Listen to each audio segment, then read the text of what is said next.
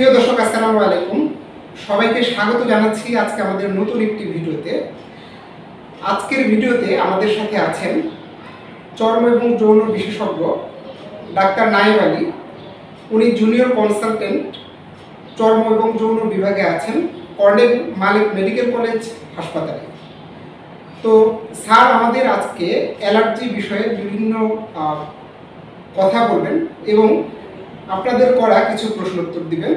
তো চলুন আমরা শুরু করি। স্যার আসসালামু আলাইকুম। ওয়ালাইকুম আসসালাম রাহমাতুল্লাহি ওয়া বারাকাতুহু। তো স্যার অ্যালার্জি হচ্ছে অ্যালার্জি বা চুলকানি যেটা, সেটা কিন্তু আমাদের একটা খুবই কমন একটি সমস্যা। তো এই বিষয়ে আমরা প্রাথমিকভাবে আসলে অ্যালার্জি সম্পর্কে কিছু কথাবার্তা বলবো। এরপর আমাদের ভিউয়ার্সদের কিছু প্রশ্ন আছে, সেই উত্তরগুলো স্যার আশা করি আপনি দিবেন। তো আমরা স্যার শুরু করি।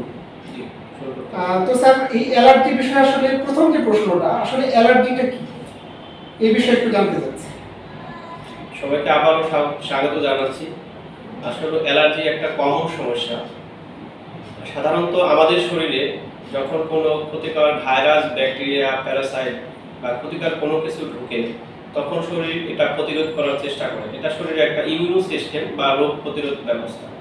কিন্তু সাধারণভাবে ক্ষতিকর নয় এমন কোনো বস্তুকে শরীর যখন সেটা ক্ষতিকর ভেবে অস্বাভাবিক প্রতিক্রিয়া দেখা, তখন যে এই যে শরীরের অস্বাভাবিক প্রতিক্রিয়া, এই অস্বাভাবিক প্রতিক্রিয়ার ফলে শরীরে যে লক্ষণগুলো দেখা যায় সেটাকেই আমরা অ্যালার্জি বলি। অর্থাৎ সাধারণভাবে ক্ষতিকর নয়, কিন্তু শরীর সেটাকে ক্ষতিকর ভেবে যে অস্বাভাবিক প্রতিক্রিয়া দেখায় সেটাকেই আমরা অ্যালার্জি বলি। ধন্যবাদ স্যার। তো এই অ্যালার্জির কি আসলে কোনো কারণ আছে? এটা কোনো কারণ থাকে? অ্যালার্জি অনেক কারণ রয়েছে। আমরা যদি কারণটাকে আমরা দুইটা প্রধান ভাগে ভাগ করি। একটা হলো, আমি যেহেতু চর্মরোগ যৌনরোগ বিশেষজ্ঞ, তো কিছু কিছু চর্মরোগ রয়েছে যে কারণে অ্যালার্জি হয়, যেমন atopic dermatitis, seborrhoeic dermatitis, lichen planus, psoriasis. এগুলো হলো আমাদের বেশ কিছু আরও কিছু ডার্মাটোলজিক্যাল রোগ রয়েছে যার কারণে অ্যালার্জি হয়। আর কিছু কিছু আছে মেডিকেল কারণ, যেটা আমরা অন্য রোগের কারণে অ্যালার্জি হয়, যেমন রক্তশূন্যতার কারণে যে আয়রন ডিফিসিয়েন্সি অ্যানিমিয়া, যেমন ডায়াবেটিস, এরপর আছে অবস্ট্রাকটিভ জন্ডিস। আর কিছু কিছু আছে ড্রাগ রিঅ্যাকশনের কারণে অ্যালার্জি হয়। আর কিছু কিছু ক্ষেত্রে খুব সাইকোলজিক্যাল স্ট্রেস বা ইমোশনাল স্ট্রেসে যখন মানুষ থাকে তখন অ্যালার্জি হতে পারে। তো স্যার একটা ধারণা আছে যে চুলকানি বলেই অ্যালার্জি, এটা অনেকে ভাবে আর কি। তো এটা আসলে কতটুকু সত্য, বা চুলকানি মানে কি অ্যালার্জি কিনা? না, আসলে ব্রড সেন্সে বলতে গেলে চুলকানি মানেই অ্যালার্জি এটা না। যেমন আমরা বলি যে জ্বর কোনো রোগ নয়, জ্বর অনেক রোগের লক্ষণ, ঠিক এরকম চুলকানি অনেক রোগের লক্ষণ। তো সুতরাং এটাকে আমরা শুধু অ্যালার্জি বলে অবহেলা করলে হবে না, এর যথাযথ কারণ অনুসন্ধান করে আমাদেরকে যথাযথ চিকিৎসা নিতে হবে। ধন্যবাদ। তো স্যার এই যে আমাদের যে অ্যালার্জি সম্পর্কে আমরা জানলাম, আমাদের প্রিয় দর্শকরাও জানলেন, এটা থেকে আসলে আমরা কিভাবে বাঁচতে পারি, এটা রোধের উপায়টা কি, আসলে কি ভাবে এটা থেকে আমরা রক্ষা পেতে পারি?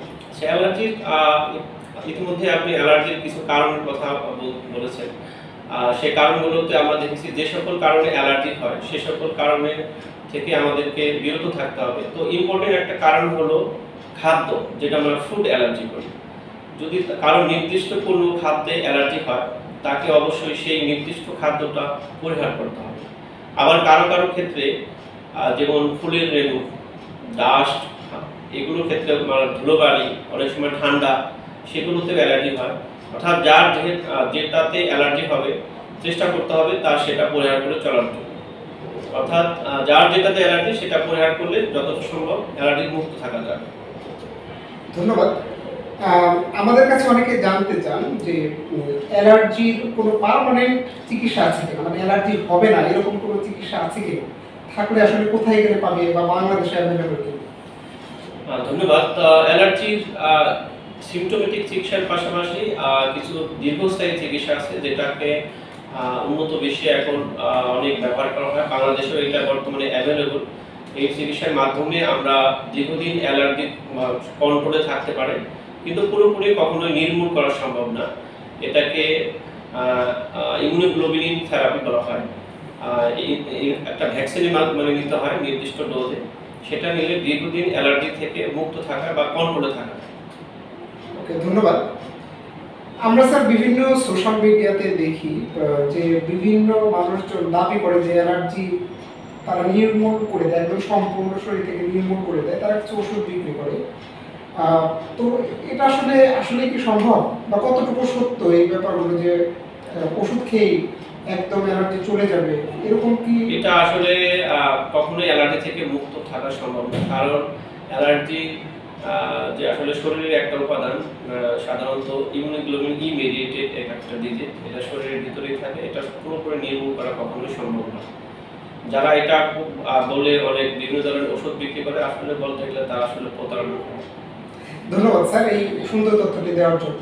তো প্রিয় দর্শক, আমরা অ্যালার্জি সম্পর্কে আমাদের চর্ম এবং যৌন বিশেষজ্ঞ স্যার ডাক্তার নায়েব আলীর কাছ থেকে অনেক কিছু জানলাম।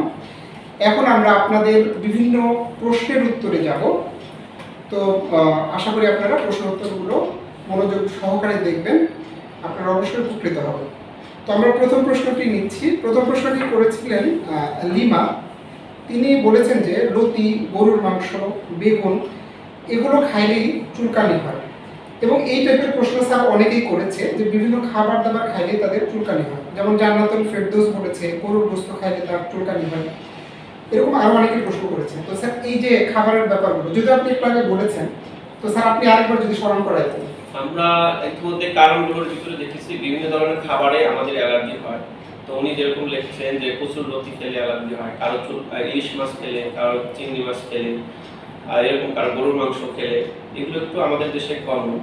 আর অর্থাৎ যার যে খাবারে অ্যালার্জি হবে চেষ্টা করতে হবে সেই খাবারটা অ্যাভয়েড করার জন্য, পরিহার করার জন্য। কারণ এটা তো অ্যালার্জি একেবারেই মুক্ত থাকা সম্ভব নয়, পরিহার করে আমরা এই সমস্যা থেকে মুক্ত থাকতে পারি। এরপরে একজন প্রশ্ন করেছে যে এই টাইপের অনেকগুলো প্রশ্ন আছে, আমি প্রশ্নটি পড়ি আগে। এটা কান্তা রহমান আবিরা নামে প্রশ্নটি করেছেন। উনি বলেছেন আমার অ্যালার্জির কারণে কানের ভিতরে চুলকায়। তো এরকম অনেকে প্রশ্ন করেছে, কারো বলছে যে কানের ভিতরে চুলকায়, কারো নাকের ভিতরে চুলকায়, কারো চোখের ভিতরে চুলকায়। তো যে এই টাইপের অ্যালার্জিগুলো থেকে আসলে আমরা কিভাবে রক্ষা পেতে পারি? আমরা তো জানি যে অ্যালার্জি এটা একটা সিস্টেমিক ডিজিজে যখন রূপান্তরিত হয়, তখন কারো কানের ভিতরে, কারো চোখের ভিতরে, কারো শরীরের বিভিন্ন জায়গায় চুলকানি হয়। তো এক্ষেত্রে আসলে চেষ্টা করতে হবে অ্যালার্জি যেটা যে কারণে অ্যালার্জি বাড়ছে সেটা আসলে পরিহার করা। এটাই মেইন টপিকস বা মেইন থিম, যেটা আমাদেরকে গুরুত্ব দিতে হবে। এছাড়া স্যার কোনো ওটিসি ড্রাগ বা এগুলো খেতে পারি কিনা? আমরা সাধারণত মানে অ্যান্টিহিস্টামিন জাতীয় ওষুধ আমরা খেতে পারি, কারণ এটা একটা ওটিসি ড্রাগ। আর কখনো কখনো তীব্র চুলকানির ক্ষেত্রে আমাদের ঘুমের ব্যাঘাত করতে পারে, কাজের ব্যাঘাত করতে পারে। তো সেক্ষেত্রে প্রাথমিকভাবে ডক্টরের শরণাপন্নের আগ পর্যন্ত মানে আমরা প্রাথমিকভাবে অ্যান্টিহিস্টামিন খেতে পারি, কিন্তু ফার্দার চিকিৎসার জন্য অবশ্যই অবশ্যই পরবর্তী চিকিৎসার জন্য একজন কোয়ালিফাইড ডক্টরের সাথে, গ্র্যাজুয়েট ডক্টরের সাথে কনসাল্ট করবেন। ধন্যবাদ স্যার। তো পরবর্তী প্রশ্নটা নিচ্ছি, এটা করেছেন রেজওয়ানা আক্তার। এরকম আরো অনেকেই প্রশ্নটি করেছেন যে তাদের চুলকানি হয়ে অনেক সময় ফুলে ফুলে যায়, চাকা চাকা হয়ে যায়, এবং কয়েকজন বলেছেন যে মুখের একদিকে ফুলে, কারো কপালের দিকে ফুলে বা হাতের দিকে ফুলে, এবং আরো কয়েকজন প্রশ্ন করেছেন যে কোনো কিছু যদি তাদের দাগ দেওয়া হয় বা চাপ খায় সেখানে ফুলে যায়। তো এই ব্যাপারে যদি একটু বলতেন। আচ্ছা, এই যে লক্ষণটা বলেছেন এটাকে আমরা মেডিকেলি বলি আর্টিকেরিয়া, বাংলায় অনেকে আমবাগ বলেন। এটা অ্যালার্জির একটা ধরন। আমাদের বিভিন্ন ধরনের অ্যালার্জি হয়, মেডিকেলে এটাকে আমরা আর্টিকেরিয়া বলি। তো এক্ষেত্রে তার কারো এটা স্বল্পস্থায়ী মানে স্বল্প কিছুদিনের জন্য হয়, কারো দীর্ঘস্থায়ী সারা বছরই হয়। এক্ষেত্রে অবশ্যই তাকে রেগুলার বেসিসে অ্যান্টিহিস্টামিন আরও কিছু প্রয়োজনীয় ওষুধ খেয়ে যেতে হবে। একজন একটু অন্যরকম প্রশ্ন করেছেন, সে বলেছেন হাবিব নীরব, সে বলেছে যে স্যার আমার অ্যালার্জির কারণে চুল উঠে যাচ্ছে, যেখানে চুল ওইখানেই তার অ্যালার্জি হয়, এরকম বলছে। মাথা, বগল, পা ইত্যাদি জায়গায় আসলে কি অ্যালার্জি কিনা বা অন্য কোনো কিছু কিনা? ওনার প্রশ্ন শুনে আমার যেটা মনে হচ্ছে যে তো অ্যালার্জি চুলকানি ফেলে চুল উঠে যাচ্ছে, তো উনি আর কিছু কথা বলছে বগলেও ওনার এই চুলকানিটা আছে। এতে আমার ধারণা এটা সেবরিক ডার্মাটাইটিস, যে অ্যালার্জির অন্যতম একটা ডার্মাটোলজিক্যাল কজ হলো সেবরিক ডার্মাটাইটিস, যেখানে চুলকানির পাশাপাশি চুল উঠতে পারে। তো এক্ষেত্রে তার অবশ্যই ডাক্তারের শরণাপন্ন হয়ে চিকিৎসা নিতে হবে। শুধু অ্যালার্জির ওষুধ খেয়ে মানে তার মানে হয়তো সাময়িক উপশম হবে, কিন্তু তার চিকিৎসা নিতে হবে। এরকম প্রায় কাছাকাছি একজন প্রশ্ন করেছেন, আমি মনে করি যে তারও ক্ষেত্রে একই পরামর্শ প্রযোজ্য হবে। তিনি হচ্ছেন মোহাম্মদ লিমন। উনি বলেছেন, স্যার আমার বাবা মাথার পিছনে, দাড়ির নিচে, বুকে, থুতনিতে এবং তলপেটে 1 মাস থেকে খুবই তীব্র চুলকায়। চুলকালে আটার মতো বের হয় এবং কালো হয়ে যায়, এবং চুলকানি পরবর্তী প্রচুর ঝমঝমায়। তো এটাও কি স্যার সেভরিক ডার্মাটাইটিস? এটাও আপনার প্রশ্ন শুনে মনে হচ্ছে এটা সেভরিক ডার্মাটাইটিস। Thank you. তাহলে ম্যানেজমেন্টটা মোটামুটি একই রকম। ম্যানেজমেন্ট আমরা ইতিমধ্যে আগে প্রশ্নে বলেছি, সেভরিক ডার্মাটাইটিস চিকিৎসা তাকে নিতে হবে আলাদাভাবে। এটা অবশ্যই একজন ডাক্তারের শরণাপন্ন হয়ে। আজকে প্রাথমিক পরামর্শ আটা দেওয়া যায়, তাকে অবশ্যই সাবান, যে আমরা লাইফবয় যেগুলো যে সাবানগুলো সাধারণত ইউজ করি গোসলে, এই সাবানগুলো সে ব্যবহার করবে না। ডাক্তারের পরামর্শ নিয়ে শ্যাম্পু ব্যবহার করবে, মেডিকেটেড শ্যাম্পু। এরপর স্যার গালিব আহমেদ নামে একজন প্রশ্ন করেছেন। উনি বলেছেন যে সবসময় ঠান্ডা লেগেই থাকে, শীত হোক আর গরম হোক, ওষুধ না খেলে যায় না। তিনি ইটিজিন নিয়মিত খান। তো এই ইটিজিন খেলে দীর্ঘদিন যদি খায় সে, তার শারীরিক কোনো ক্ষতি হওয়ার সম্ভাবনা আছে কিনা? এবং এর সাথে আমি আরো কিছু জানতে চাচ্ছি স্যার, যে এরকম শীতে এবং গরমে অনেকেই বলে যে শীত হোক গরম হোক চুলকায়, অথবা কারো শীতের দিনে বেশি চুলকায় বা গরমের দিনে বেশি চুলকায়, বা সবসময় সর্দি লেগে থাকে। তো এর সাথে অ্যালার্জির কোনো সম্পর্ক আছে? হ্যাঁ, অ্যালার্জি এটা একটা কমন ধরন। এটাকে বলা আমরা অ্যালার্জিক রাইনাইটিস। অ্যালার্জিক রাইনাইটিস সাধারণত দুই ধরনের হয়। একটা সিজনাল, যেটা নির্দিষ্ট সিজনে বাড়ে, এটা কারো শীতের শুরুতে বা কারো বসন্তের শুরুতে বাড়ে। আর একটা হলো পেরেনিয়াল অ্যালার্জিক রাইনাইটিস, এটা সারা বছরই থাকতে পারে। তো এই ক্ষেত্রে এটা মূলত অ্যালার্জির একটা কমন ধরন। এক্ষেত্রে তাকে আসলে যখন এই প্রকোপটা বেড়ে যাবে, তখন অবশ্যই তাকে অ্যান্টিহিস্টামিন পাশাপাশি আরো প্রয়োজনীয় ওষুধ খেতে হবে। আর এক্ষেত্রে অবশ্যই তাকে যেহেতু এই সময় গ্লোবালি বাতাসটা শুষ্ক থাকে, বাইরে গেলে তাকে অবশ্যই মাস্ক করতে হবে। ধন্যবাদ। এরপর স্যার এই প্রশ্নটা অনেকেই করেছে, তাদের ব্লাড অ্যালার্জি, এবং অনেকে তাদের সিরাম আইজিই রিপোর্ট এখানে কমেন্ট করেছে। কারো আছে 1800, 2700, 900, 100, 150 বা 250। তো এই যে এরকম আমরা যে আইজিইটা অনেকের করা হয়, তারপরে আসলে তারা কি করবে? অনেকের আবার এমন আছে যে অ্যান্টিহিস্টামিন খেয়েও তাদের কন্ট্রোল হয় না। তো এটা কি শুধু অ্যালার্জিতেই পারে, নাকি অন্য কোনো কারণ আছে? বা এটা তার অ্যালার্জির একটা লক্ষণ। তার আইজিই লেভেল বিভিন্ন মানুষের বিভিন্ন ধরনের হতে পারে। যার বেশি অবশ্যই তার অ্যালার্জির পরিমাণটা বেশি। আর এক্ষেত্রে শুধুমাত্র অ্যান্টিহিস্টামিন খেলেই যে তার হবে এরকম না, আরও তার কিছু প্রয়োজনীয় ওষুধ লাগবে। এক্ষেত্রে অবশ্যই একজন মানে কনসালটেন্টের সাথে বা কোয়ালিফাইড ডক্টরের সাথে তাকে পরামর্শ নিয়ে তার চিকিৎসা নিতে হবে। এরপরে রাসেল খান প্রশ্ন করেছেন, এটা অবশ্যই একটু আগে উত্তর দিয়েছেন, তো সাথে একটু আরেকটু কথা বলেছে সে। যেমন সে বলেছে শরীরে গুটি গুটি হয়ে যায়, সর্দি লেগে থাকে এবং নাকে পলিপাস দেখা দেয়। সে রুপাটিডিন এবং মন্টিলোকাস খেলে নিয়ন্ত্রণে থাকে। সেক্ষেত্রে কি করতে পারে সে? সেই ক্ষেত্রে যেহেতু তার এগুলো সবগুলোই অ্যালার্জির লক্ষণ বলছে, যে গুটি গুটি হয়, নাকে সর্দি লেগে থাকে, পলিপাস আছে, সবগুলোই অ্যালার্জির কারণেই হয়। তাকে অবশ্যই অ্যান্টিহিস্টামিন মন্টিলোকাস খেয়ে যেতে হবে। তার এর সাথে শ্বাসকষ্টও থাকতে পারে, যেটা আমরা ব্রঙ্কিয়াল অ্যাজমা বলতে পারি। তো এক্ষেত্রে তার সেই রোগের জন্য চিকিৎসা নিতে হবে। শম্পা ভুইয়া নামে একজন প্রশ্ন করেছেন, যেহেতু আপনি উত্তরটি দিয়েছেন আমি আরেকবার প্রশ্নটি করছি, যেহেতু বাচ্চা এই জন্য। শম্পা ভুইয়া বলেছেন যে 2 ইয়ার বেবি, আইজিই লেভেল 1700। এটা সে কি কি খাবার খাবে, খাবার বিষয়ে একটু জানতে চাইছি। আমরা আলোচনায় বলেছি যে কারো কারো নির্দিষ্ট কিছু খাবারে অ্যালার্জি হয়। এই বাচ্চার যখন আইজিই লেভেল 1700, অবশ্যই এটা অনেক অনেক বেশি। সাধারণত এই বয়সে বাচ্চাদের 20 থেকে 30 আইজিই লেভেল নর্মাল রেঞ্জ, তার নর্মাল রেঞ্জের থেকে অনেক অনেক গুণ বেশি। তো তাকে খেয়াল রাখতে হবে যে কোন কোন খাবারে তার বেশি হয়। এক্ষেত্রে আরও কিছু লক্ষণ আমরা পাই। তাকে মশায় বা পোকামাকড়ে কামড়ালে শরীরে গুটি গুটি দানা হতে পারে। আর তাহলে অবশ্যই তাকে লম্বা তার সুতির জামা, ঢিলে ঢালা জামা কাপড় পরতে হবে, যাতে মশা বা পোকামাকড়ে না কামড়ায়। আর খাবার, নির্দিষ্ট খাবার খুঁজে দেখতে হবে যে কোন খাবারে তার অ্যালার্জিটা বাড়ছে বা চুলকানি হচ্ছে, সেটা সে অবশ্যই পরিহার করে চলবে। ডিএম ওসমান গনি, উনি প্রায় একই প্রশ্ন করেছেন। তার মেয়ের বয়স 3 বছর 3 মাস, আইজি লেভেল 260 ছিল, সিবিসি রেজাল্ট নরমাল। তো তার আর্টিকারে হয় মাঝে মাঝে। তো এই ব্যাপারে যদি আপনি বলেছেন আরেকবার যদি একটু স্মরণ করেন। আর্টিকেরিয়া এই ছোট বাচ্চা এটা সবারই হতে পারে, ছোটদের বড়দের সবারই হতে পারে। এক্ষেত্রে একটু আগে যে বাচ্চাটার IgE লেভেল 1700 বলা হয়েছে, তার ক্ষেত্রেও যদিও এত বেশি নাই, বাট ম্যানেজমেন্ট মোরলেস সেম, কাছাকাছি। যে তার দেখতে হবে যে যখন বেশি চুলকানি হয় অ্যান্টিহিস্টামিন জাতীয় ওষুধ খাবে, আর মশার বা পোকামাকড় যেন না কামড়ায় এই জন্য লম্বা হাতা সুতি ঢিলে ঢালা জামা কাপড় পরতে হবে, যদিও এখন গরম হয়, কিন্তু তাকে এই পোকামাকড়ের কামড় থেকে দূরে রাখতে হবে। পোকামাকড়ের ব্যাপারটা যেহেতু আসলেন স্যার, তো পোকামাকড় নিয়ে একটা প্রশ্ন করেছে একজন AH রাহাত। উনি বলেছে, আসসালামু আলাইকুম, আমার শরীরে মশা অথবা চুলকানি হলে অনেক ফুলে যায় এবং আমি ধুলাবালিতে গেলে শরীর গেজ গেজ করে, এবং এরকম প্রশ্ন অনেকেই করে যে পিঁপড়া কামড়ালে তাদের ফুলে যায়। এটা আসলে অ্যালার্জির অন্যতম কারণ মশা বা পোকামাকড়ের কামড়। তার অবশ্যই অ্যালার্জি বেশি আছে, যার জন্য তার এই লক্ষণগুলো দেখা যায়। এক্ষেত্রে চেষ্টা করতে হবে পোকামাকড় যেন না কামড়ায়।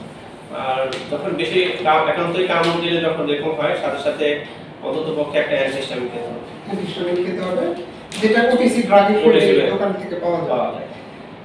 আরেকটা প্রশ্ন কয়েকজন করেছে, সেটা হচ্ছে গোসল করলে অনেকের গোসলের পরে শরীরে চুলকানি হয়, এটা গেলে চুলকায়, আসলে এই ক্ষেত্রে কি করা যায়? আমরা একটু মধ্যে যে আর্টিকেরিয়া শব্দটা বারবার এখন আমরা বলেছি, আর্টিকেরিয়া অনেকগুলো ধরন রয়েছে বা টাইপ রয়েছে। ওনাটা যেহেতু গোসল করলে হয়, এটাকে আমরা অ্যাকোয়াজেনিক আর্টিকেরিয়া বলি। আবার কারোর এই যে আরেকজন বলছেন রোদে গেলে হয়, এটাকে আমরা সোলার আর্টিকেরিয়া বলি। তো এক্ষেত্রে অবশ্যই মানে যদি তার ঠান্ডা পানিতে গোসল করার পরে এরকম হয়, তাহলে চেষ্টা করতে হবে কুসুম গরম পানিতে গোসল করা। আর যার গরম পানিতে হয় চেষ্টা করবেন নর্মাল বা ঠান্ডা পানিতে গোসল করা। আর যার সোলার আর্টিকেরিয়া বা রোদে গেলে হয়, চেষ্টা করতে হবে একটু ছায়াযুক্ত স্থানে থাকার জন্য। আর অবশ্যই সে ছাতা ব্যবহার করবে, প্রয়োজনে মুখে সানস্ক্রিন, মুখে হাতে বা গলায় সানস্ক্রিন ব্যবহার করবে। আর চেষ্টা করতে হবে মানে ছায়াযুক্ত স্থানে থেকে কাজ করার জন্য। আর যে অ্যাকোয়াজেনিক আর্টিকেরিয়া, আসলে এটা ক্ষেত্রে আসলে খুব ভালো চিকিৎসা নেই, তারপরেও বলা হয় যে গোসল করার পরে সে তাড়াতাড়ি একটা ময়শ্চারাইজিং লোশন ইউজ করবে আর নিয়মিত অ্যান্টিহিস্টামিন খাবে। ধন্যবাদ। এরপরে প্রশ্নটা কয়েকজনই করেছে। একজন হচ্ছেন MD মোজাম্মেল হক হিমেল। উনি বলেছেন যে তার দুই উরুর মাঝখানে চুলকায়, এর সাথে কোনো অ্যালার্জি সম্পর্ক আছে না অন্য কোনো কারণ? এটা আসলে সরাসরি আসলে অ্যালার্জি না, এটা একটা ফাঙ্গাল ডিজিজ হওয়ার সম্ভাবনা খুব বেশি। এক্ষেত্রে হয়তো অ্যান্টিহিস্টামিন সে খেতে পারে, একটু চুলকানি সাময়িকভাবে কমবে, কিন্তু একজন ডক্টরের শরণাপন্ন হয়ে তার চিকিৎসা নিতে হবে। এরপর একটু অন্য টাইপের একটা প্রশ্ন, এর জন্য আমরা নিচ্ছি প্রশ্নটা। পাপিয়া সারোয়ার প্রশ্নটি করেছেন। উনি বলেছেন, আমার বাবার বহু বছর ধরে অ্যালার্জি, অ্যালোপ্যাথি চিকিৎসা করে আসছে 20 বছর যাবত। এরপরে এখন আর কাজ হচ্ছিল না, যে কারণে সে হোমিওপ্যাথি চিকিৎসা শুরু করেছে। হোমিওপ্যাথি চিকিৎসা শুরু করে সমস্যা আরও বেড়েছে, সারা দিন রাত চুলকায়, আটা আটা হয়ে থাকে, গা থেকে চামড়া মনে হয় খসে পড়ে গেছে। দয়া করে জানাবেন এখন করণীয় কি? এক্ষেত্রে তার প্রশ্ন শুনে মনে হচ্ছে বহুদিন যাবৎ তার সমস্যা এবং চামড়া খোসা মানে ঝরে পড়ে যাচ্ছে। আমার কাছে মনে হচ্ছে যে তার এক্সপ্লোরেটিভ ডার্মাটাইটিস হচ্ছে, যেটা একটা আমরা মেডিকেলে খুব ক্রিটিক্যাল কন্ডিশন মনে করি। আর এক্ষেত্রে অবশ্যই মনে রাখতে হবে হোমিওপ্যাথিক আসলে কোনো মানে নির্দিষ্ট চিকিৎসা দেয় না, এটা সাময়িকভাবে একটা সান্ত্বনা। আপনারা আসলে হোমিওপ্যাথিক চিকিৎসা না নিয়ে অ্যালোপ্যাথিক চিকিৎসাই নেবেন। বর্তমানে অনেক উন্নত মানের চিকিৎসা বের হয়েছে, আপনারা সেই চিকিৎসায় শরণাপন্ন হবেন। একজন অবশ্যই কোয়ালিফাইড ডক্টর বা কনসালটেন্টের শরণাপন্ন হয়ে চিকিৎসা নেবেন। আর এই ক্ষেত্রে আমার অবশ্যই ডক্টর দেখানো উচিত। ধন্যবাদ স্যার।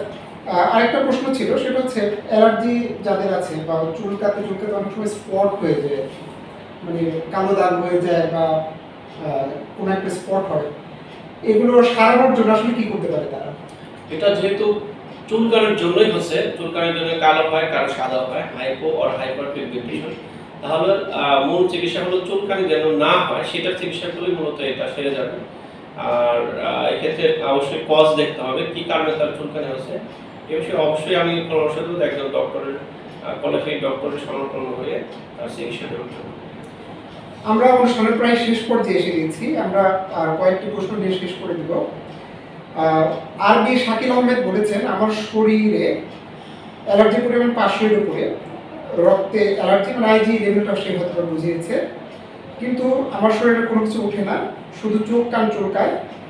ফেক্সু খেয়েছে, ইটিজিন খেয়েছে, মাস্টেল, টোফেন, বিলাস্টিন এবং অনেক ওষুধ খেয়েছে, 2-3-4 মাস ধরে খায়।